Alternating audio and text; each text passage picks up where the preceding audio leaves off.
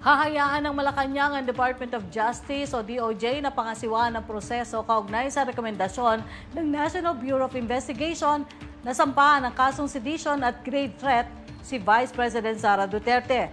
Ayon kay Executive Secretary Lucas Bersamin, ang DOJ ay may autonomiya at makapagbigay ng direkta kung ano ang gagawin sa rekomendasyon ng NBI.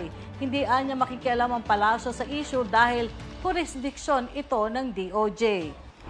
We are aware of that, but we are going to let the process proceed on its own. Because this is about a criminal investigation. The Department of Justice will have the fullest autonomy. We cannot give directions as far as these matters go. Sinabi ni Bersamin na bahala na ang mga investigador na mag-determine kung sa palagay nila ay tatayo sa korte ang naging pagbabanta umano ni Vice Presidente matapos itanggi nito na hindi siya sangkot sa anumang assassination plot.